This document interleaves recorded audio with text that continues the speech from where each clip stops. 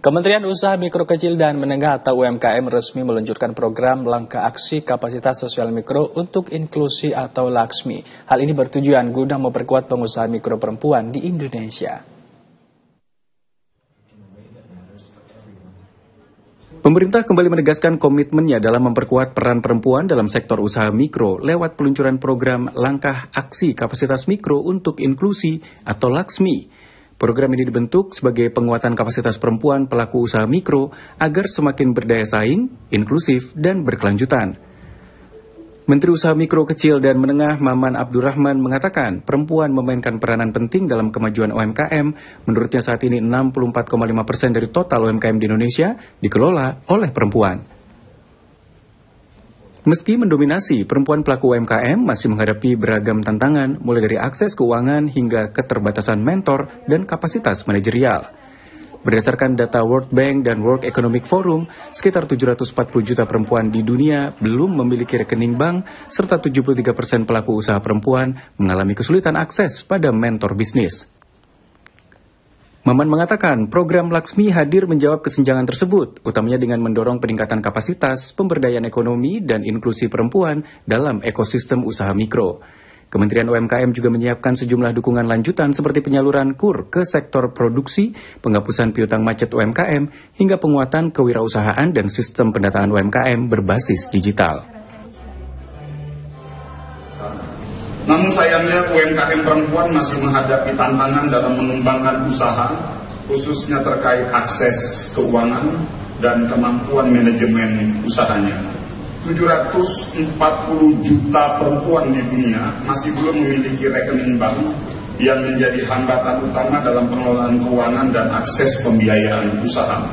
Data ini adalah berdasarkan data World Bank tahun 2021 dan 2023, World Economic Forum tahun 2023. Salah satunya disebabkan oleh masih perlunya peningkatan kapasitas usaha dalam mengelola usahanya agar lebih memiliki nilai tambah dan memiliki daya saing di pasar. Di kesempatan yang sama, Menteri Pemberdayaan Perempuan dan Perlindungan Anak Arifah Khoiri Fauzi mengapresiasi peluncuran program tersebut. Arifah menekankan pentingnya sinergitas lintas sektor demi mendorong kemandirian perempuan Indonesia.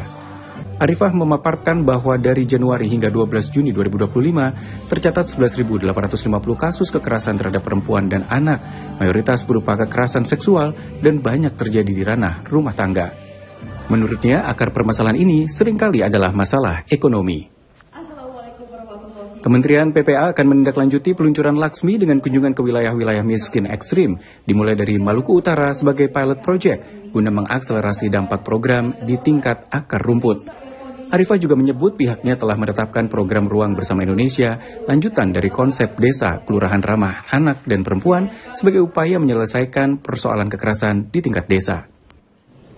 Oleh karena itu, kekerasan terhadap perempuan dan anak ini tidak bisa diselesaikan oleh kementerian kami sendiri. Butuh kolaborasi, butuh sinergi dengan berbagai pihak, salah satunya dengan UMKM. Maka perempuan harus dikuatkan sehingga perempuan bisa mandiri.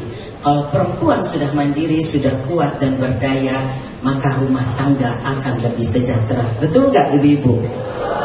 Jadi kita harus kuatkan dulu perempuan-perempuan Indonesia supaya bisa lebih menuju perempuan berdaya menuju Indonesia Emas 2045. Diketahui program ini akan dilanjutkan melalui pilot project di 2 wilayah, yakni Jakarta dan Maluku Utara. Dari Jakarta akan diikuti sekitar 800 perempuan pengusaha UMKM, dan dari Maluku Utara akan diikuti sebanyak 400 perempuan pengusaha UMKM. Dari jumlah tersebut akan dilakukan pendampingan hingga menjadi usaha-usaha yang terbaik. Nantinya dari Jakarta akan keluar 50 pengusaha terbaik dan 24 dari Maluku Utara, yang nantinya akan diberikan fasilitas pembiayaan dan pemasaran produk.